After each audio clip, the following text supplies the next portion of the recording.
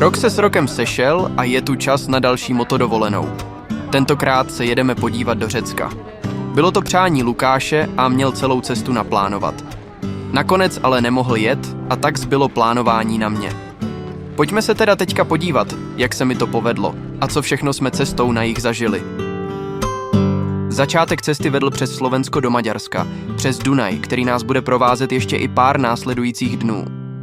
První noc máme v plánu spát u Balatonu v Siófoku a po krátkém dešti, který nás zastihl po cestě, nás Balaton vítá krásným západem slunce.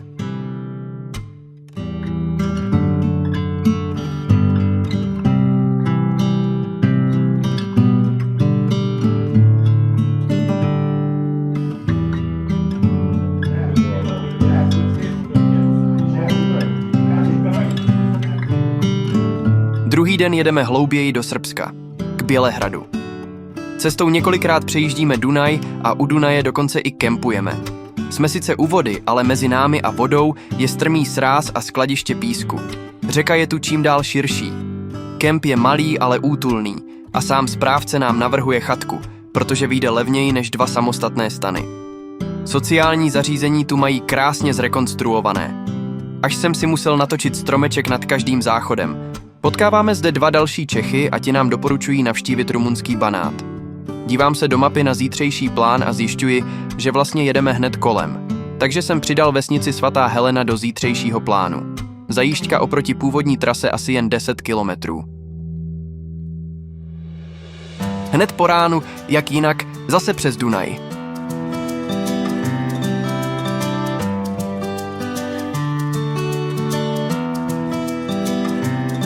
Projíždíme přes velkou tržnici, která lemuje několik ulic v celém městě. Prodává se tu opravdu všechno. Cestou podél Dunaje jsme odbočili do kopců. Právě do vesnice Svatá Helena. Do vesnice, kterou založili Češi a dodnes se zde česky mluví a mají tu i českou hospodu. Nápisy jim sice trochu haprují, ale dost obstojně jsme česky pokecali s potomky původních zakladatelů.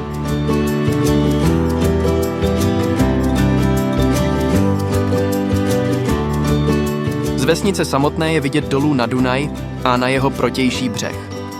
Tam máme v plánu jet zítra. Dneska nás čeká ještě cesta dál po levém břehu Dunaje. Cílem je totiž největší kamenná socha Decebala, která se nachází právě na rumunském břehu.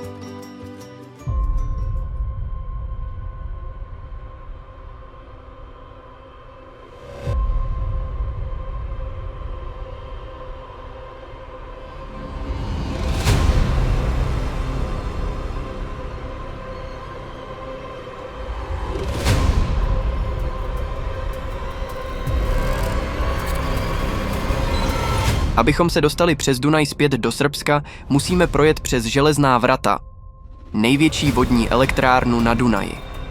Je to zároveň i široko daleko jediné propojení mezi Rumunskem a Srbskem. Na jedné straně rumunská celnice a na druhé straně srbská. Dílo elektrárny vzbuzuje opravdu respekt, je obrovské a velké jsou i vlny narážející do zdi hráze.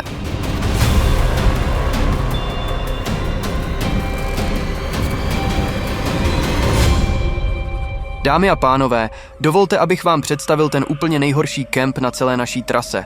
Nejdřív jsme mysleli, že je úplně zrušený, ale když jsme se odvážili zajet dál dovnitř, tak jsme narazili na jednoho pána, který byl vzhledem spíše takový bezdomovec než správce. Ubytoval nás v pokoji 2x2,5 metru, což by bylo ještě v pohodě. Ale co se týká záchodosprchy, tak to byla katastrofa. Hnusná, špinavá a když jste na záchodě spláchnuli a nestáli zrovna na stupínku, tak jste měli v botech potopu. Po celé podlaze se rozlila voda ze špatně utěsněné splachovací trubky. Navíc voda byla všude nepitná. Takže čištění zubů venku z vlastní PET flašky a když jít na záchod, to už musel být urgentní případ. Alespoň, že nedaleko odtud, ve vedlejší vesnici, byla otevřená hospoda, kam jsme v podvečer sedli na nějaké to místní pivko.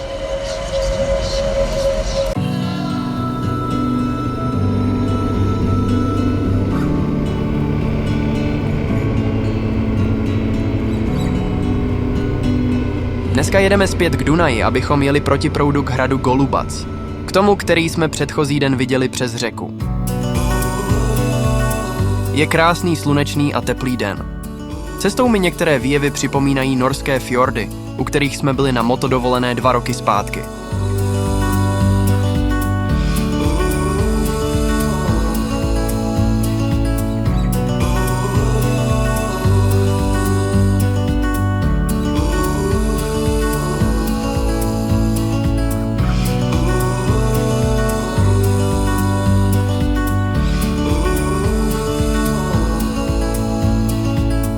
A tady už přijíždíme k hradu. Projet tunelem pod hradem a je zavřeno. Je pondělí a v pondělí jsou památky zavřené. Hrad tak vidíme pouze z dálky a tak hned pokračujeme zase v cestě dál.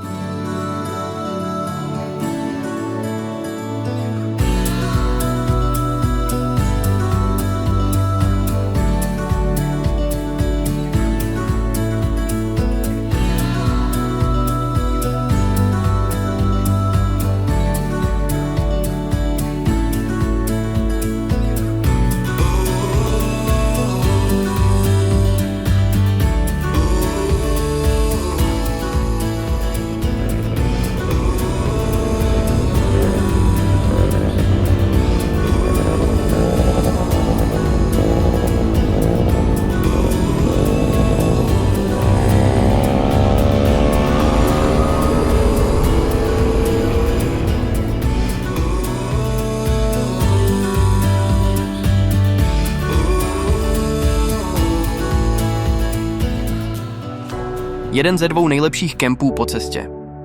Co se týká ale pohostinnosti a přátelství, tak úplně ten nejvíc nejlepší. Majitel seděl celou dobu na zápraží a my s ním. V celém kempu jsme byli jen my a jeden německý pár v karavanu. Ono to spíš byla taková malá farma s velkou travnatou plochou na stanování než vyloženě kemp. Umístěný v kopcích na konci neprůjezdné cesty u lesa. Po celou dobu tak byl naprostý klid a pohoda.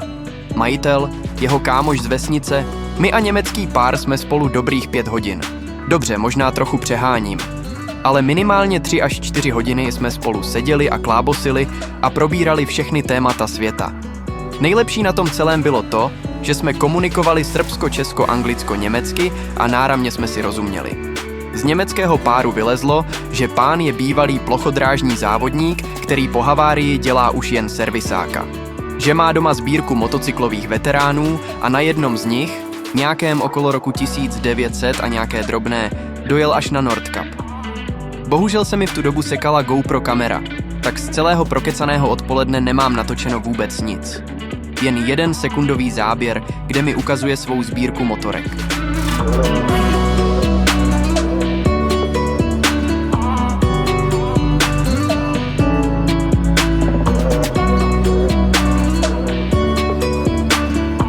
Na druhý den ráno jsme si objednali nějakou místní specialitu. Houska s nějakým sýrem a k tomu domácí kozí mléko.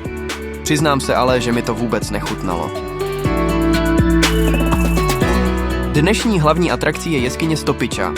No jo, nebuďte jak malé děti. Prostě se tak ta jeskyně jmenuje, tak nevím, čemu se smějete. Každopádně jsme přijeli celkem brzy ráno a tak jsme byli v jeskyni skoro samotní. Byli jsme tam my 2 a pak nějaké 2 páry. Když jsme pak cestou zpět na parkoviště potkávali davy školáků, které dovezly 3 autobusy, tak jsme se museli pochválit, že jsme to sakra dobře vychytali, protože jinak by tam byla hlava na hlavě a celé kouzlo jeskyně by zaniklo v jedné velké strkanici.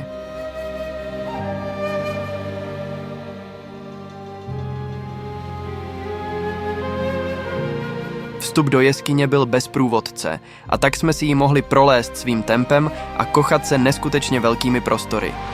Jeskyně není kdo ví jak rozsáhlá a většina je jen na jedné úrovni. Maximálně se muselo vyjít pár schodů, ale oproti jiným jeskyním, co znám, je tahle jen na placato. Prostory byly nejen obrovské, ale obsahovaly i zajímavé kaskádovité jezírka. Ty navíc byly pěkně osvětlené a tak to všechno krásně vyniklo.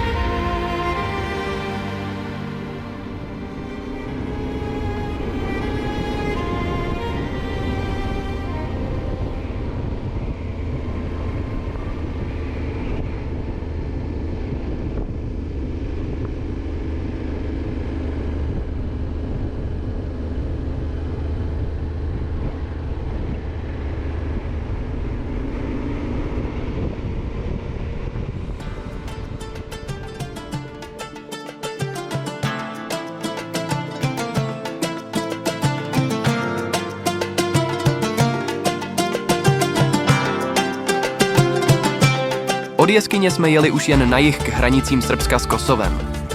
Pomalu vymizely kostely a namísto nich se začaly objevovat mešity. I provoz zde jaksi zhoustnul, nebo lépe řečeno, tak nějak zdivočel. Úzké uličky mezi neomítnutými baráky a v nich se všichni snaží procpat ke svému cíli.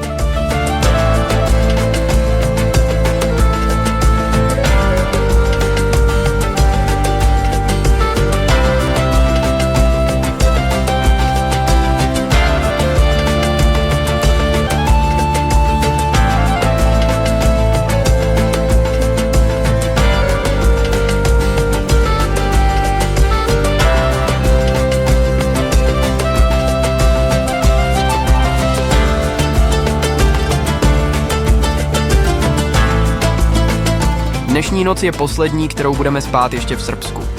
Všude totiž straší, jak je Kosovo nebezpečné, a tak ho chceme příští den jen projet. Takže spíme kousek od hranic v kopcích.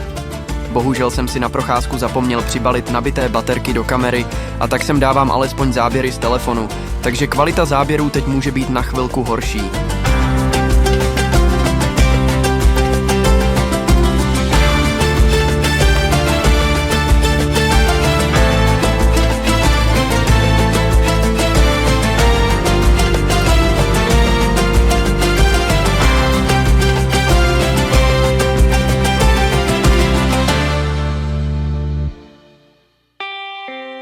A protože se Srbsko a Kosovo nemají rádi a na hranicích můžou, ať jedna nebo druhá strana dělat potíže, tak máme v plánu to objet přes Černou horu.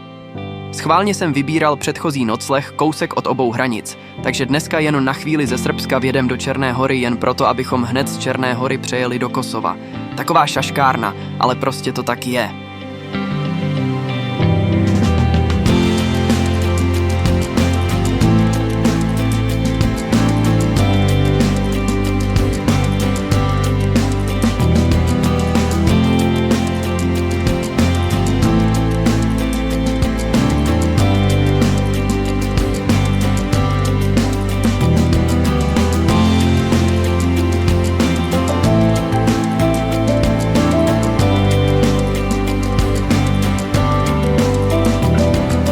Zanedlouho jsme se přiblížili k hranicím a zajímavostí tohoto přechodu je, že se jede přes průsmyk Žlieb, nebo taky Kula Pass, v úctyhodné nadmořské výšce 1795 metrů nad mořem.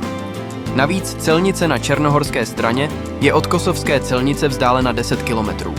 Takže vlastně 10 kilometrů jedete vysokohorskou přírodou v zemi nikoho. A protože celé Kosovo je placka ležící ze všech stran obklopena vysokými horami, tak je odtud nádherný výhled zřejmě na celé území Kosova.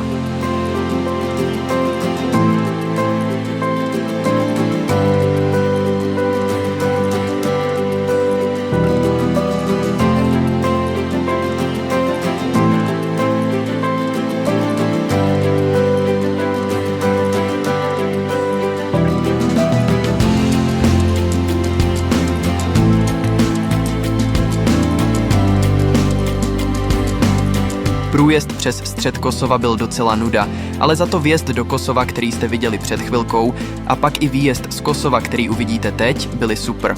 Na obou koncích velehory pokryté sněhem.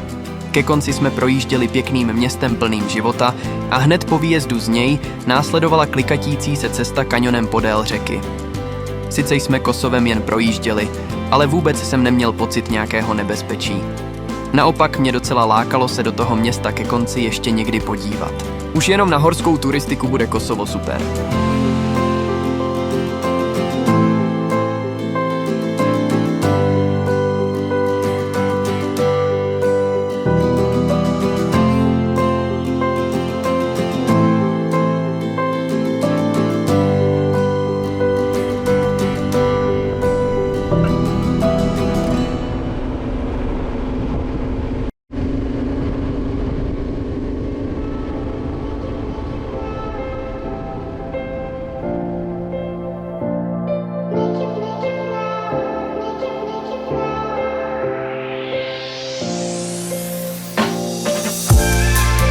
Z Kosova jsme přejeli do Severní Makedonie, kde bylo v plánu nocovat v kempu na okraji města. Díky bohu, že kemp byla jen zablácená zahrada mezi obytnými domy. A za tu samou cenu, co po nás chtěl, jsme si narychlo našli hotel v centru Skopje. A když říkám v centru, tak myslím opravdu v centru. Na kopečku v centru je hrad a u hradu hotel. Od hradu vzdálenost přibližně 100 metrů a do centra asi jenom půl kilometru. Stačilo se jít kolem hradu z kopce a byli jsme v centru. Prostě náhoda jako blázen. Nebýt toho blátivého dvorku, tak jsme návštěvu Skopje zřejmě úplně vynechali.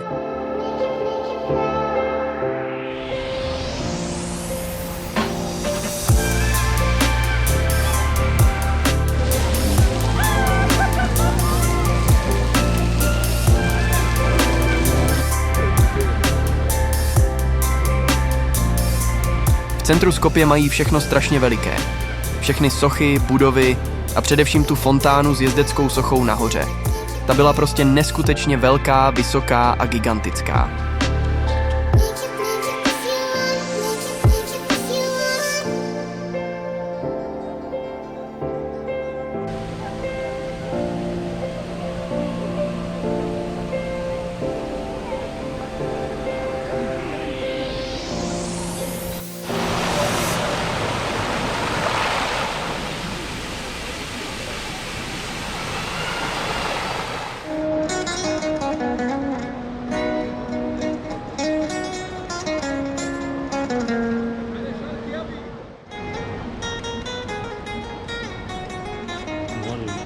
Jo.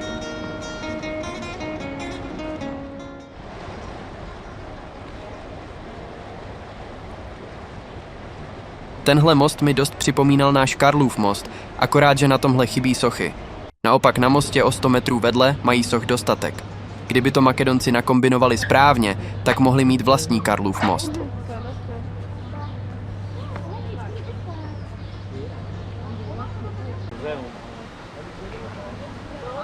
Cestou zpět na hotel jsme se zastavili na pivo a celou dobu se tam dva kluci chystali na hudební vystoupení. Bohužel jim to trvalo tak dlouho, že už se úplně setmělo, takže jsme slyšeli jen jednu písničku. Hrálo jim to sice dobře, ale my máme v plánu zítra vstávat dřív než obvykle, takže už musíme jít.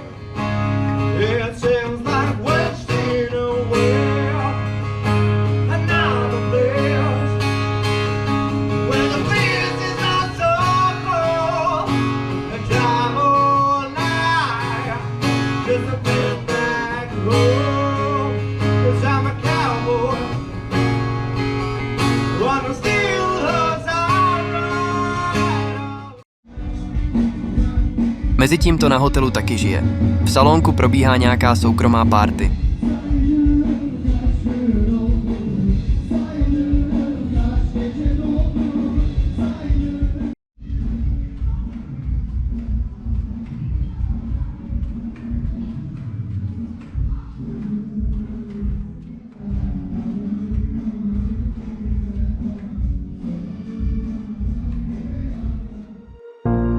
A teď k tomu, proč jsme dneska vstávali dřív. V plánu je kousek od Skopje projet Národní park Jasen, kde mají přes den kyvadlový provoz. Naším směrem je cesta průjezdná od 6 do 9 a pak až od 12, což by bylo pozdě. Takže abychom to stihnuli, i s nějakou časovou rezervou na případné motání se po městě, tak vstáváme v 6 hodin a v 7 už vyrážíme na cestu. A o to víc jsem z toho jejich parku zklamaný. Je to vlastně jen úzká cesta přes les a není kde zastavit. A stejně není odnikud nic pořádně vidět. Za celou cestu, která navíc nebyla příliš dlouhá, jsme zastavili jen na chvilku. A to jen z povinnosti. Takových výhledů jsme měli už jinde mnohem víc a i lepší, takže jsem z toho tak nějak zklamaný. A asi to s klidným srdcem doporučím vynechat i vám ostatním. Hned jak jsme z parku vyjeli, tak rázem byly mnohem lepší výhledy a nemuseli jsme úplně zbytečně vstávat tak brzo.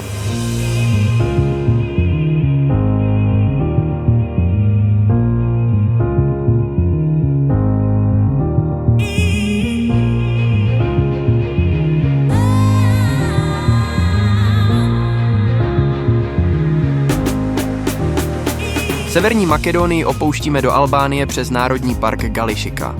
Tenhle už oproti Jasenu stojí za to.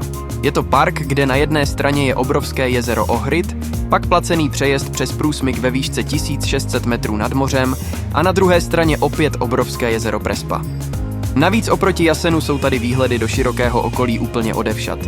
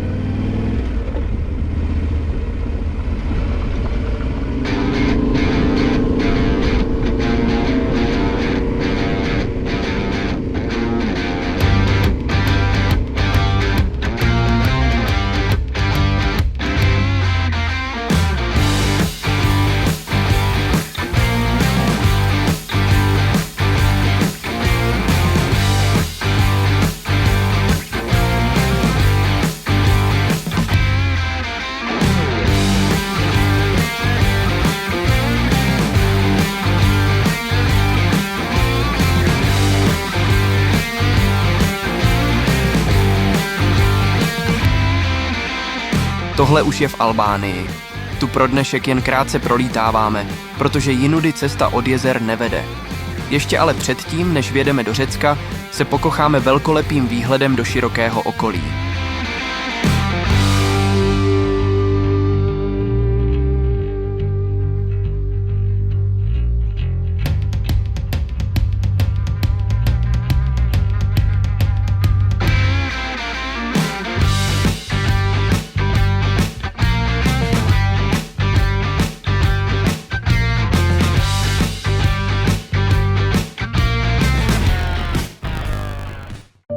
A jsme v Řecku. To nás přivítalo deštěm a protože už jsme byli docela blízko kempu, tak už nemělo smysl dávat nepromoky. Jenomže kemp nekempoval. Přijeli jsme, brána otevřená, venkovní světla svítí, ale nikde nikdo. A protože už bylo docela dost hodin, pršelo a v širokém okolí nebylo nic dalšího k dispozici, tak jsme se rozhodli, že tady stejně přespíme. Trochu jsem měl obavy z opuštěného otevřeného prostoru, protože už od hranic každých pár kilometrů byly cedule. Pozor na divoká zvířata. A nakreslený byl medvěd a šakal. V suchu na terase jsme si udělali provizorní nocleh. A jaké to bylo překvapení, když ráno do kempu nastoupila údržbářská četa. Ale nic nám na naše přespání neřekli. Slušně jsme se pozdravili a ještě se nás zeptali, jestli chceme něco k pití. Trochu trapas, ale očividně s tím byli v pohodě. Zbalili jsme se a vyrazili na cestu. Dneska nás navigace poprvé navedla na nespevněnou cestu.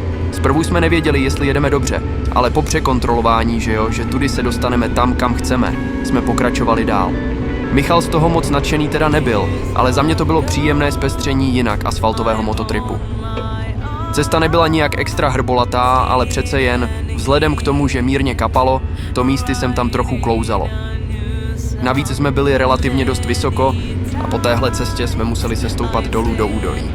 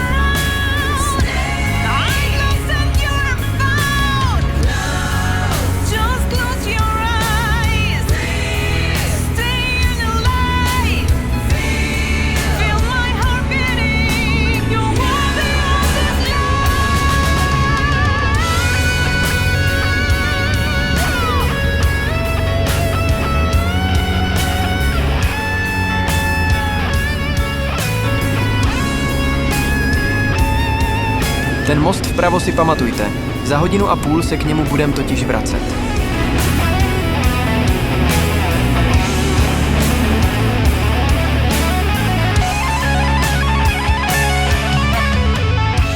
A tohle je ten důvod.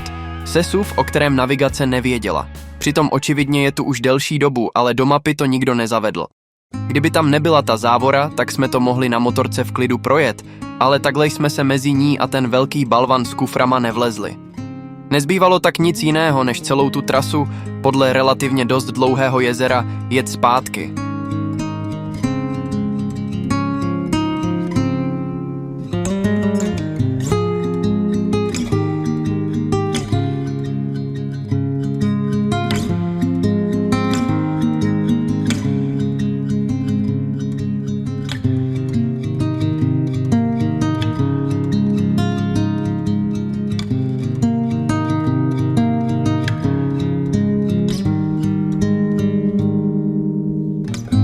Pomalu, ale jistě se blížíme k dnešnímu cíli. To, na co se teď díváme, je Olymp. Olymp je vlastně název celého pohoří a ne jen jedné hory. Zatím jsme od něj na druhé straně, než chceme být, ale stačí ho už jen objet.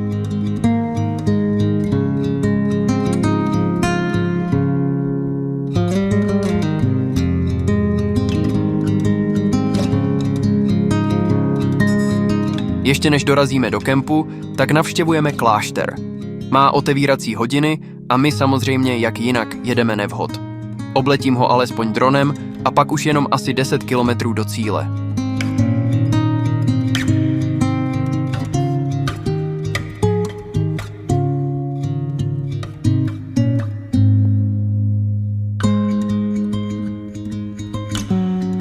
Tenhle kemp je ten druhý ze 2, co byly po celé cestě nejlepší. Příznivá cena, hned u moře, příjemný personál, moderní a čisté sprchy, obchod v areálu kempu a navíc ještě bar s výhledem na moře. Co víc si přát?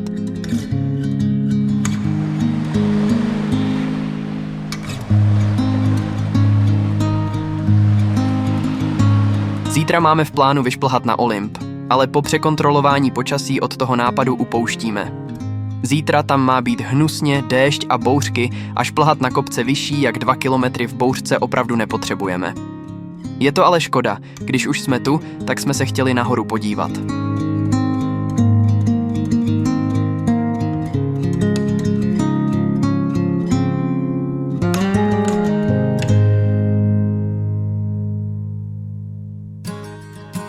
Už od rána nás navigace prohání po polních cestách a my už říkáme dost.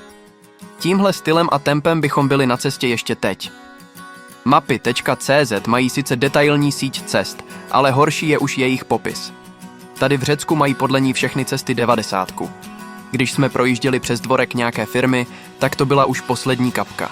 Je to škoda, ale pro dnešek jsem nucen přepnout na Google mapy. Ty už nás dál vedou po normálních okreskách.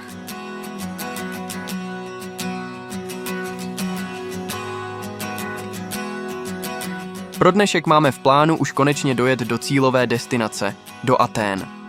Sice v našem případě je samotná cesta cíl, ale Atény jsou pomyslný milník, od kterého už považujeme cestu za zpáteční. Než do nich ale dorazíme, je nutné překonat několik pohoří.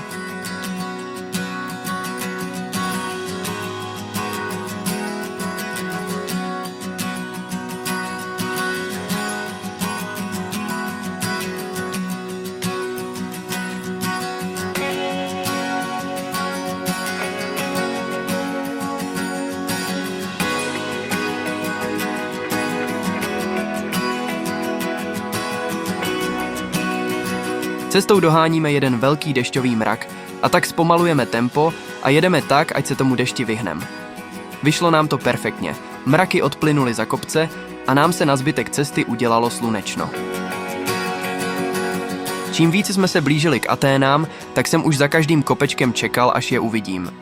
Projížděli jsme přes nedávno spálené území, což naznačovalo, že jedem dobře, ale nakonec cestou vidět vůbec nebyli.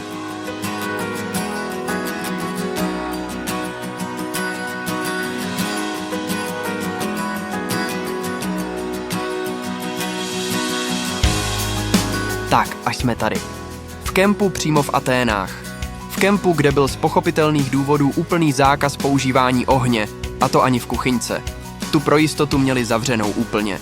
Vyrazili jsme proto najíst se do restaurace. A potom se v podvečer projít po pár místních uličkách.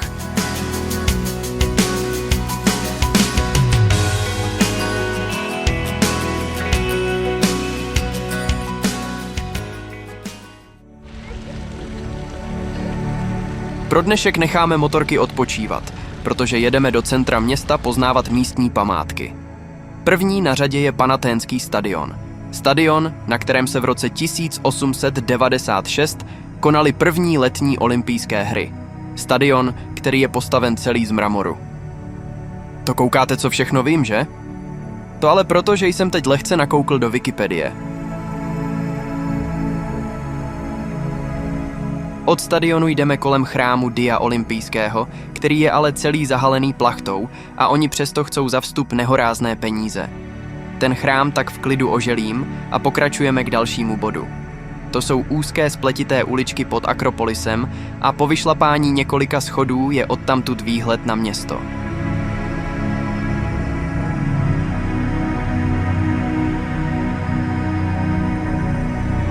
Z uliček už je to k bráně Akropolisu jen kousíček. Před pokladnama a samotným vstupem je skála a ta je celá obsypána lidmi. To znamená, že tam samozřejmě nesmíme chybět. Ze skály je vidět zase celé město, což je vcelku logické, když je Akropolis vlastně na kopečku uprostřed města.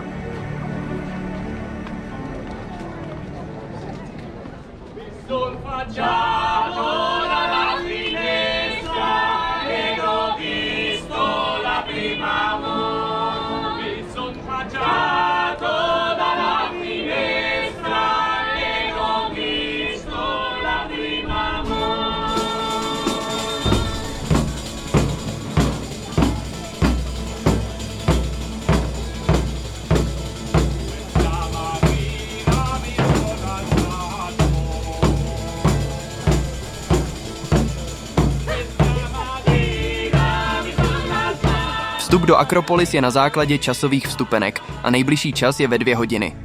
Je teprve 11 a tak to Michal vzdává a jde radši do města do nějakého muzea. To já si lístek kupuju a v mezičase lezu na protější kopec. Ten je tak jako tak dalším bodem v plánu. Výhled, ze kterého by mělo být Akropolis jako na dlani. A opravdu bylo. Vypouštím drona a dělám pro vás nějaké ty úchvatné záběry. Tady z vrchu je pěkně vidět, jak jsou Atény obrovské. Jak je tady nalepený dům na domě a na nějakou zeleň, tak nezbylo už žádné místo. Jen u paty Akropolisu je něco málo stromů.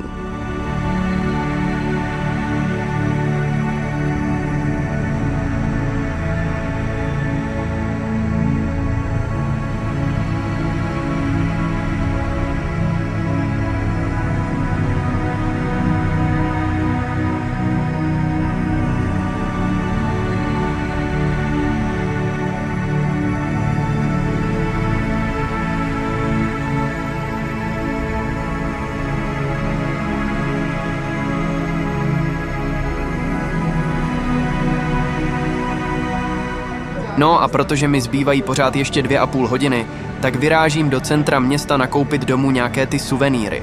Mají tu hodně dlouhou ulici, tržnici, obsypanou samými lákadly pro turisty. Na konci tržnice malé náměstíčko a kostelíček. Další navazující ulice už je modernější a ta je obsypána většími obchody. Taky taková tržnice, jen trošku honosnější. Na každém rohu pak postává a vyhrává nějaký ten místní umělec. Musím uznat, že většině to šlo a hráli docela pěkně. Po hoďce a půl strávených hledáním vhodných dárků se vracím zpět k Akropolis do fronty, abych ten můj vstup náhodou neprošvihnul.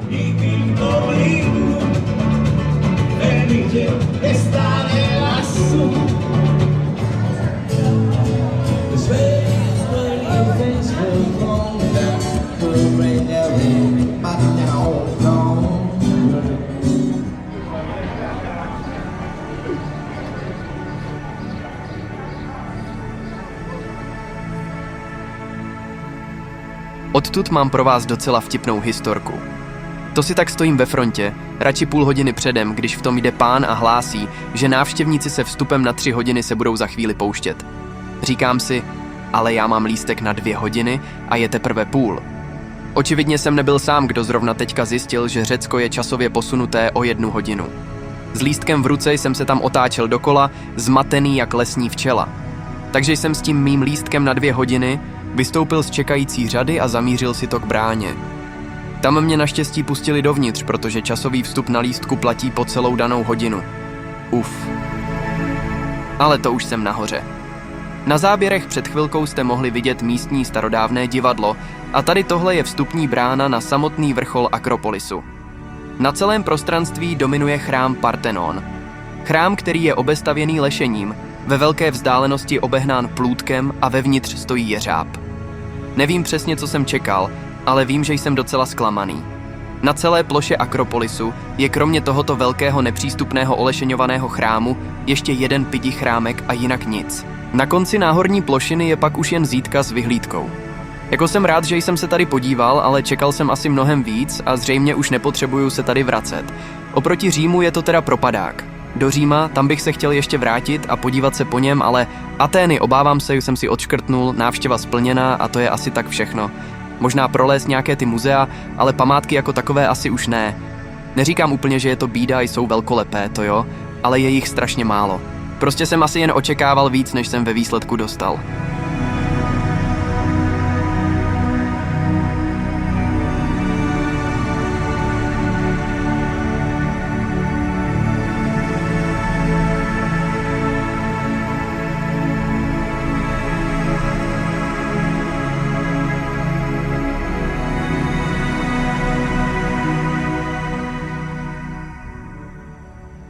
Cestou zpátky na metro potkávám další umělce.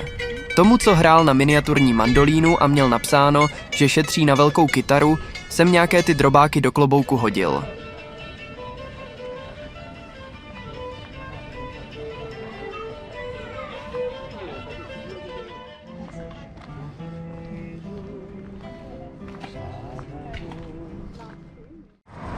Vracím se až v podvečer zpátky do kempu úplně vyprahlý a kupuju si v budce lahváče ke stanu.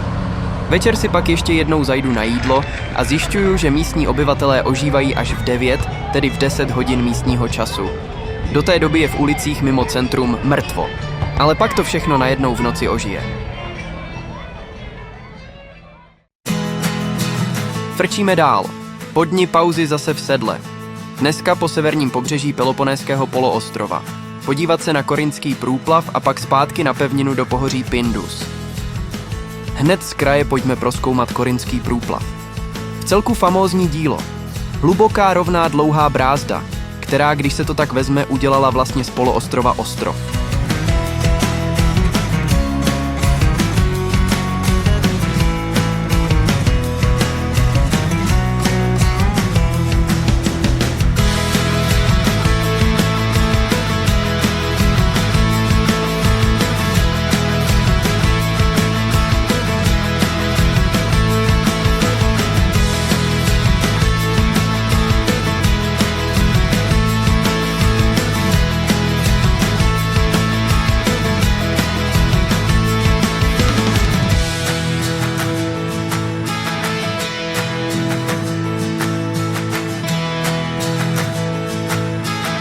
Slunko dneska opravdu peklo a my jsme jeli několik desítek kilometrů podél pobřeží, podél nádherně modré vody, až jsem to nevydržel a musel se zajít vykoupat. Ani jsem se pak neutíral a jak jsem byl mokrý, tak jsem se oblíknul a pokračoval dál. Svěžest mi vydržela asi jenom 4,5 minuty. Pak už jsem se zase opět potil.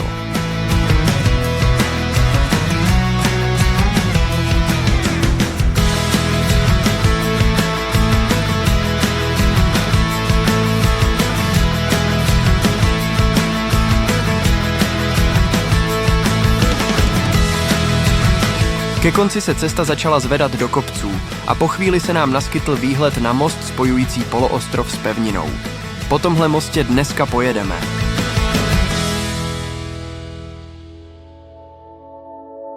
Když jsem byl 2 roky zpátky v Norsku a udělal jsem z toho video, které samozřejmě najdete u mě na YouTube kanále, tak u jednoho záběru, kdy právě jedu po mostě, jsem nepohnul hlavou.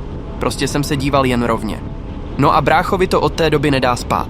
Nedokáže pochopit, že jsem se v tu chvíli nepodíval doleva nebo doprava, co tam vlastně je. Takže Pavle, Tenhle záběr je speciálně jen a jen pro tebe. Vychutnej si ho. Není zač.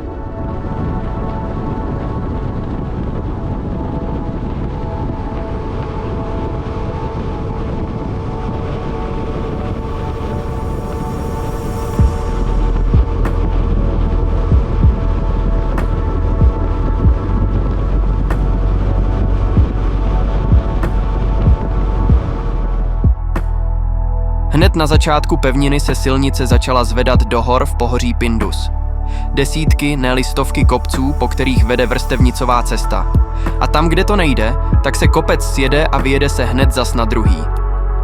Je to krásné, ale když se to tak opakuje několik hodin, tak už je to v celku i únavné. Navíc, když místy je cesta propadlá, chybí nějaké zábrany a vůbec je to úzké a vysoké.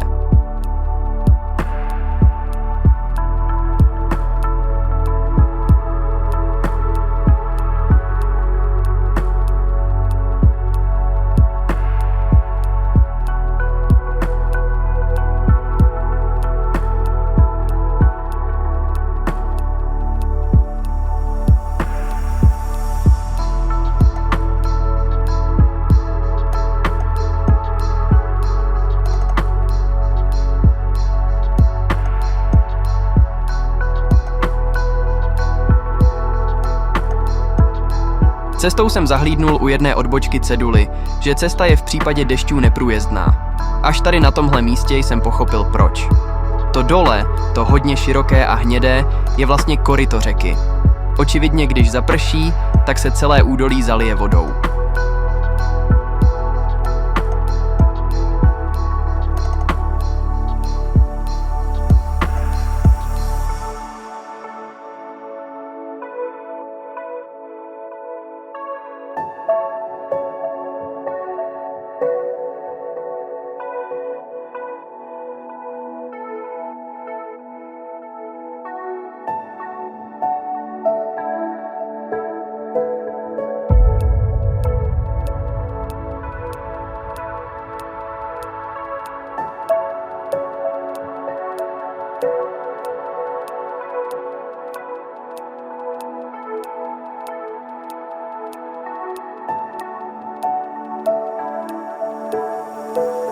Nakonec jsme tenhle den nedojeli na vytyčené stanovací místo, ale místo toho jsme si vyhlídnuli nějaké ubytování.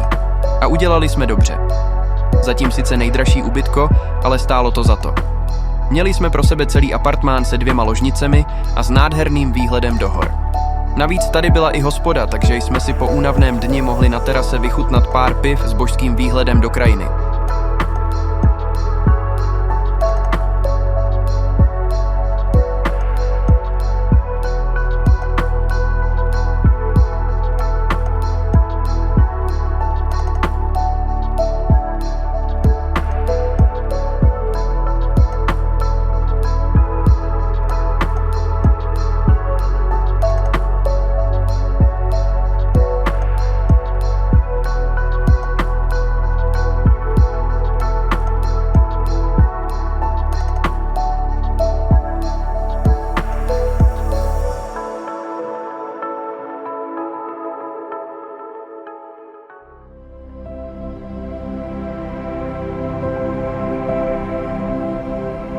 A protože jsme předchozí den nedojeli tam, kde jsme chtěli, tak pro dnešní den nás čekala ještě o něco větší porce tohoto pohoří, než jsme absolvovali včera. Navíc tenhle den bylo v plánu hned několik bodů a netušili jsme, jak dlouho nám to celé zabere. Už teď vám prozradím, že jsme to zvládnuli, ale oproti plánovanému času příjezdu jsme se opozdili asi o 5 hodin. Však uvidíte sami, co všechno jsme projeli a zažili. Jako nic hrozného nečekejte. Jen na mapě doma u počítače cesta vypadala mnohem přívětivěji a sjízdněji, než ve skutečnosti pak byla. Ale vezměme to hezky po pořádku. Nejdřív musíme vyjet z těchto hor.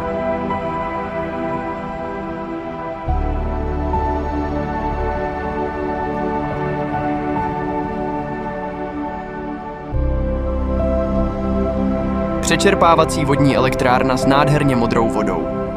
Tady někde bylo v plánu spát předchozí noc, ale naštěstí jsme si našli to ubytko, protože všude tady kolem byly samé cedule, že se tady nesmí nikde stát, chodit mimo cesty a už vůbec nestanovat. Jako u všech přečerpávacích elektráren může hladina kdykoliv nečekaně stoupnout o několik metrů.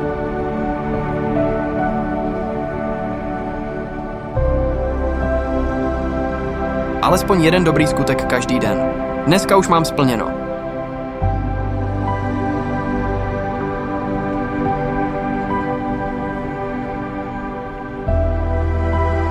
Ahoj! A nezapomeň doma pozdravit pana Třísku. Z malých cestiček v klikatých kopcích jsme se tady dostali do krajiny připomínající spíše alpské scenérie.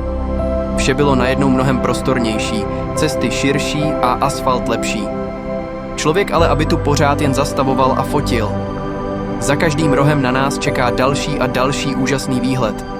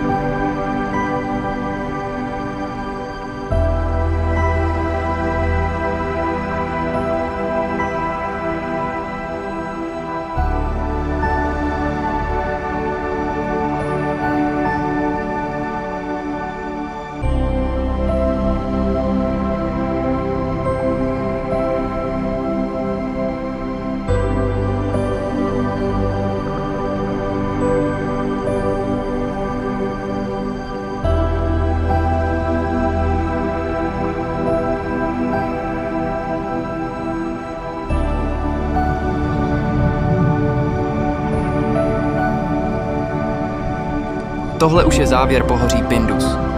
Tam dole v údolí už je vidět rovina. Nejdřív ale ještě pustíme jedno stádo.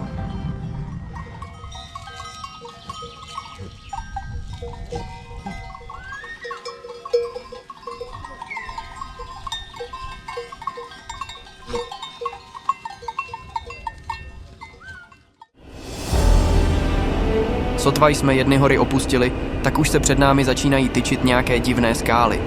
Ale tady nejde tak ani o ty skály, ale spíš o to, co stojí na nich. Někdo si tady prostě řekl, že bude úplně nejlepší na těch nepřístupných skalách si postavit třeba pár klášterů. Ten, na který se teďka díváme my, je monastýr Nejsvětější Trojice. Celé tohle území se pak jmenuje Meteora.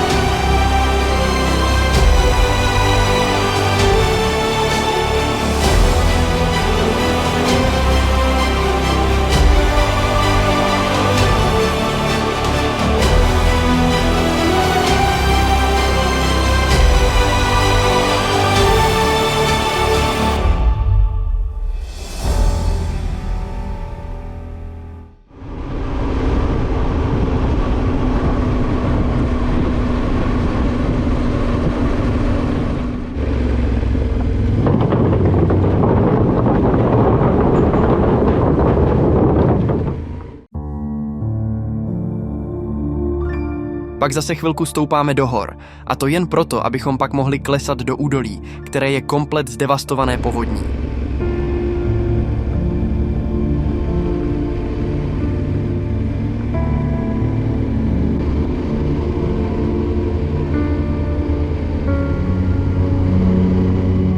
Cesta, nebo alespoň to, co z ní zbylo, začínala být čím dál tím horší. Když pak míjíme poloodkrytou ceduli s nápisem Road Closed, cesta zavřená, tak se modlíme, abychom se nemuseli otáčet a hledat objízdnou trasu.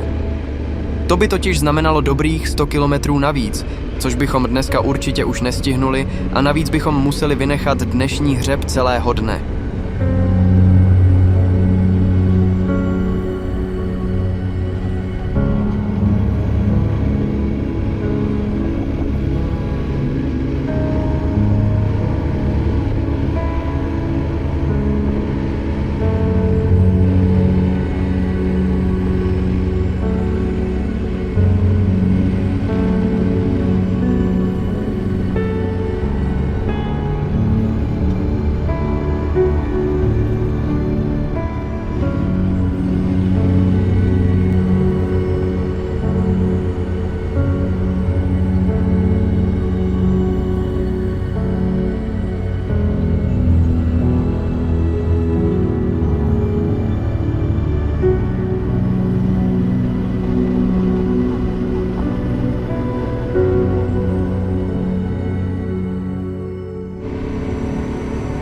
údolí jsme nakonec zdárně projeli a pak už jsme mohli začít stoupat do toho nejlepšího z celého výletu. Tady si dovolím dát jako hudební podkres epickou hudbu, protože průjezd přes Barros Pass byl sám o sobě epický. Slunce už bylo relativně nízko a tak všechny barvy byly mnohem sytější a delší stíny zdůrazňovaly rysy krajiny. Po celou dobu nahoru a i pak dolů jsme nepotkali vůbec nikoho. Byli jsme tu úplně sami a celý průsmyk byl jen náš. I podle stavu cesty bylo znát, že to zřejmě není moc frekventované místo. Asfalt rozbitý, místy chyběl úplně, krajnice strhané a všude po cestě popadané kamení. Ale absolutně nechápu proč. Podle mě by tenhle průsmyk měl být hojně navštěvovaným turistickým cílem. Nejradši bych vám tady dal úplně celé video, ale to by bylo strašně nadlouho, i když by to stálo za to. Asi pak udělám na YouTube zvlášť video s celým průjezdem. Pojďme si to ale už teď společně vychutnat. Snad se vám to bude líbit stejně jako mně.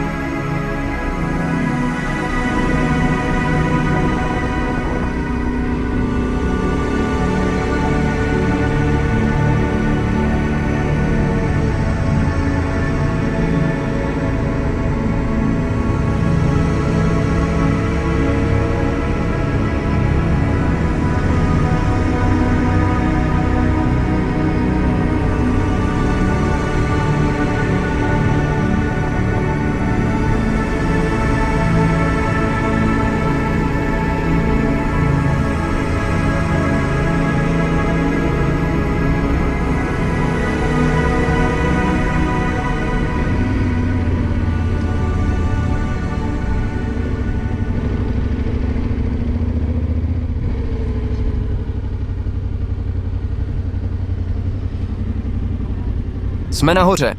Dorazili jsme do nejvyššího průjezdného bodu průsmyku Barros. Výška 1905 metrů nad mořem. No a posuďte sami. Ty výhledy na obě dvě strany, jeden lepší než druhý. Prostě nádhera.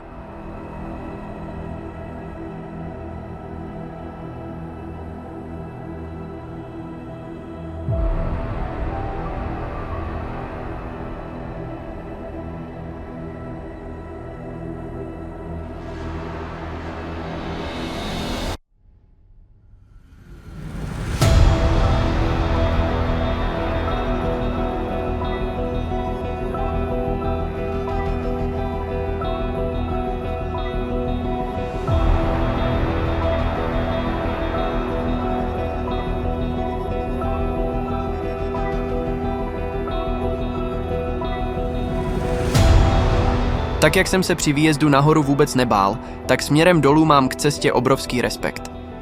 Přijde mi, že na tuhle stranu jsou srázy mnohem prudší a mnohem vyšší. Na většině okrajů svodidla úplně chybí a když už tam jsou, tak jsou stejně nefunkční. Všechno tohle a k tomu ty neskutečné výhledy do nádherné krajiny činí z tohoto pasa numero uno na tomhle mototripu.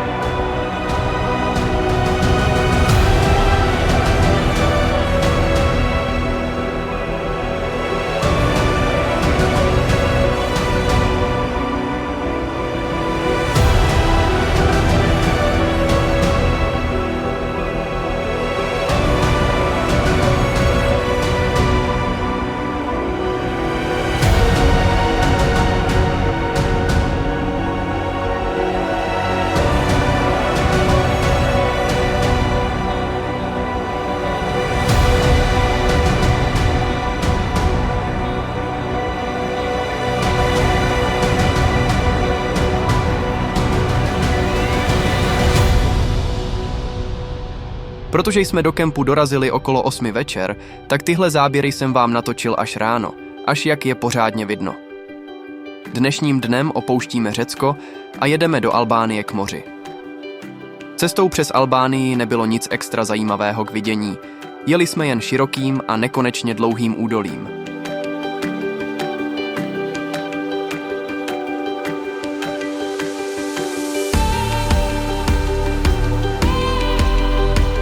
Zajímavé to začalo být, až jak jsme dorazili do cíle.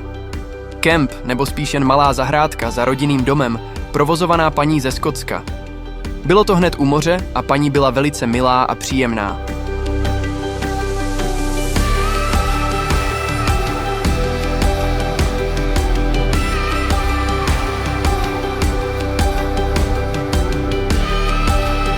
Na místo koček tu po zahradě pobíhaly, dáli se to tak nazvat, želvy.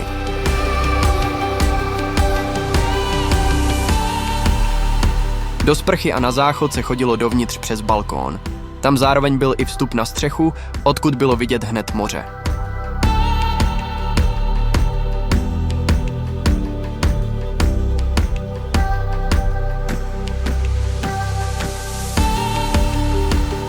Pláže už pečlivě přichystané na zahájení turistické sezóny. Moře mělké a teplé. Bylo tam i dost lidí, takže jsem si to moře neužil tak, jak bych chtěl. Pořád jsem měl obavu o věci, které jsem nechal na pláži a pořád jsem se zdržoval jen v takové vzdálenosti, abych mohl případného pachatele začít nahánět. Asi teď trošku přeháním, ale prostě jsem měl vnitřní obavy, zažité předsudky, které mi nedovolily si vodu pořádně užít. Později k večeru, když jsme si zašli na jídlo do plážových restaurací, tak už jsem byl uvolněný mnohem víc.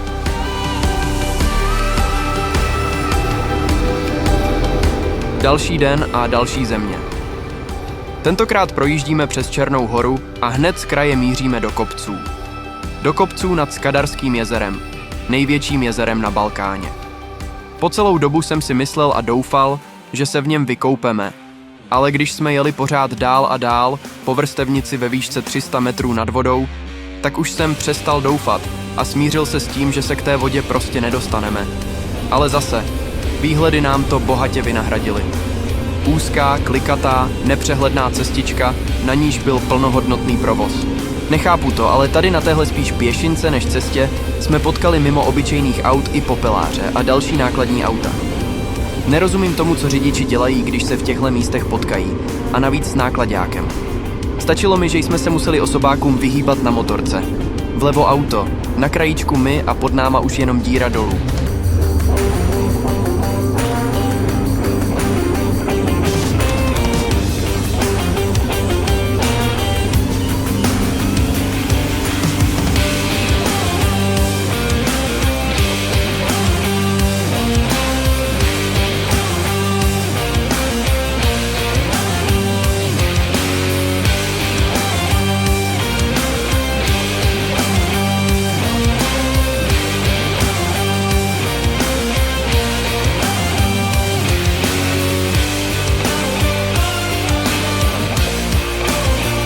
Tohle už je ale známý pohled na nádhernou modrou barvu Jaderského moře.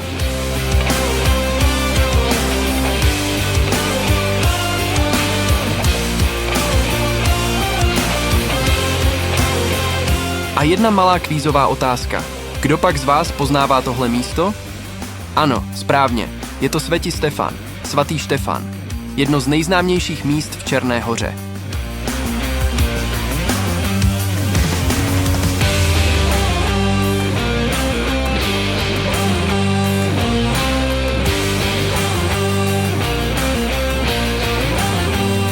Pak už zbývalo dojet jenom 40 kilometrů po jadranské magistrále. Po cestě, která byla v tu dobu komplet celá rozkopaná, všude se stavělo, opravovalo, do toho kolony aut a já v černém oblečení na přímém žhnoucím slunci. Jestli jsem si některý předchozí den stěžoval na to, že je mi hic, tak se omlouvám. To až teďka mi bylo opravdu neskutečně teploučko. Neměl jsem ani sílu to točit, takže tyhle pěkné záběry jsou až ke konci cesty, kdy už jsme ucpanou rozkopanou magistrálu opustili a zbývalo dojet jen pár zatáček do kempu.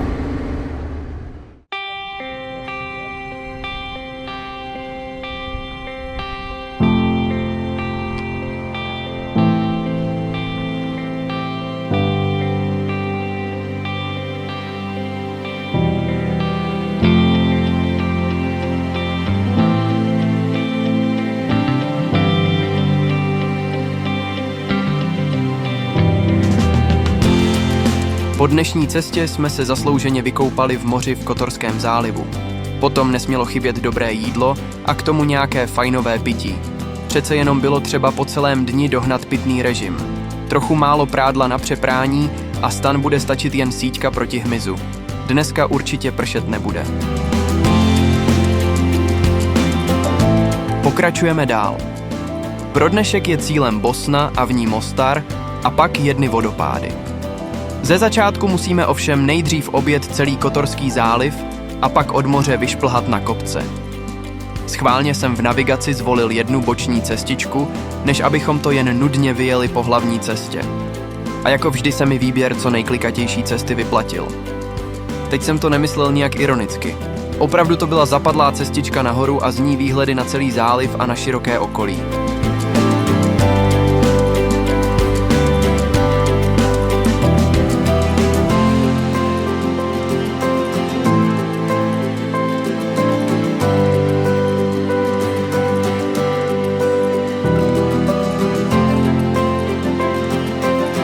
Na hranicích do Bosny jsme strávili zatím nejvíc času ze všech přechodů dohromady.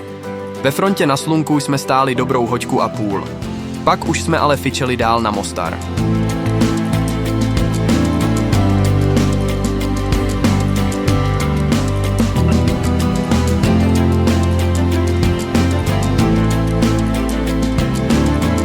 V Mostaru k mostu nás to vedlo jednou příkrou uličkou, ale pak už jsem byl úplně u mostu. Zastavil jsem na chodníku, zbalil si všechny věci a vyrazil na most. Tam jsem si uvědomil, že jsem nechal na motorce celý tankvak a v něm drona. Takže jsem se na mostě moc nezdržel a celý nervózní chvátal zpět. Naštěstí tam vše zůstalo a já tak pro vás mohl natočit záběry na most z ptačí perspektivy.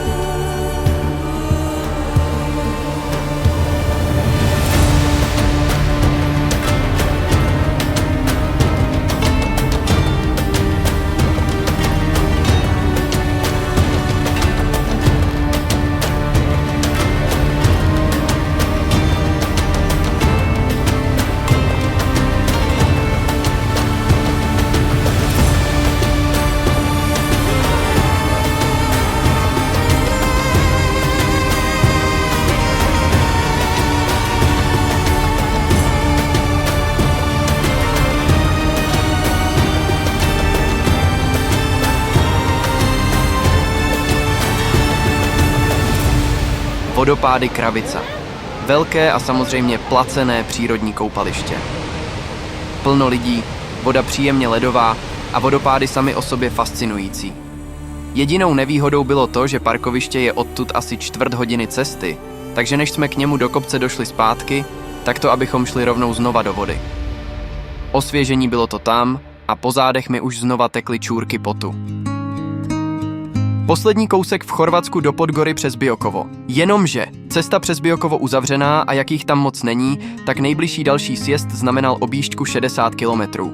A k tomu už mi blikala rezerva a v těch horách cestou žádná benzinka nebyla. Ale vše dobře dopadlo a jen jsme přijeli do kempu zase až večer. Ale za to jsem měl celou pláž jen pro sebe. Nikde opravdu nikdo. Voda nádherně průzračná a teplá, prostě Chorvatsko.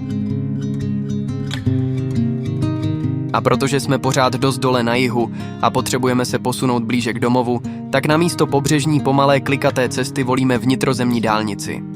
Za tu úsporu času nám to jejich mýtné stojí. Frčíme 400 kilometrů v rámci Chorvatska a nahoře pak spíme v dalším kempu u moře.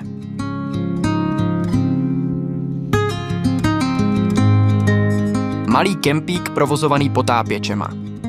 Kemp v zatáčce, avšak cesta je vysoko nad ním a do kempu se musí sjet z příkrého kopce a silnici podjet tunelem.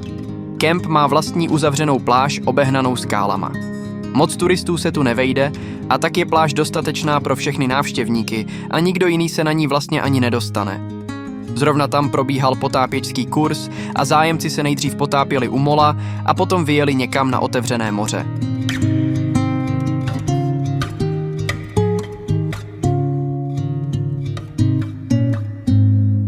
Předposlední den naší výpravy.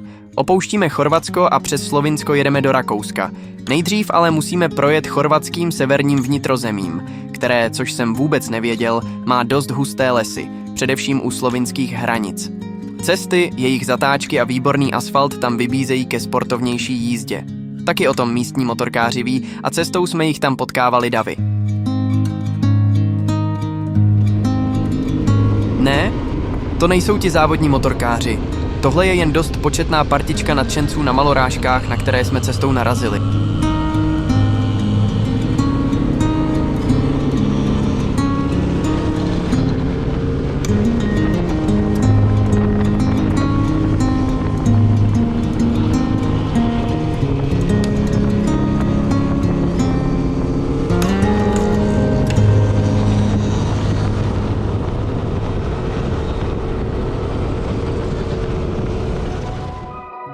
Tohle už je Slovinsko. Tady jsme narazili na policejní uzávěru, protože se zrovna jede Tour de Slovenia.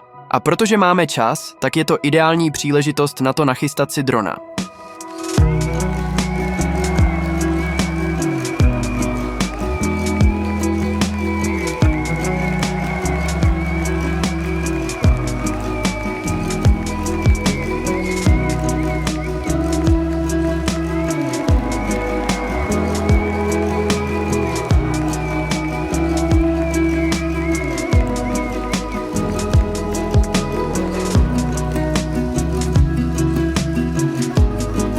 Poslední kemp, poslední spaní mimo domov. V noci nám sice dost prší, ale vypršelo se a druhý den máme sucho a slunečno. 17 dní nám uteklo stejně rychle jako tohle video. Přitom jsem vám ukázal jenom pár okamžiků z nepřeberného množství. Je toho tolik, co bych vám chtěl ukázat a tolik, co bych vám k tomu chtěl povědět. Bohužel jsem to musel dát do nějak rozumně dlouhé formy a snad jste z toho videa alespoň trochu nasáli tu atmosféru. Za 17 dní jsme projeli 14 zemí a najeli necelých 6 000 kilometrů. Příští rok mě čeká buď to Anglie a Skotsko, nebo možná znovu Balkán. Ale tentokrát bych jej chtěl poznat mimo asfalt. Uvidíme. Pokud chcete vědět, jak jsem se nakonec rozhodnul, tak nezapomeňte dát odběr. Zároveň pokud se vám líbilo tohle malé ohlédnutí za cestou do Řecka, tak dejte like. Těším se na viděnou příště. Ahoj a díky.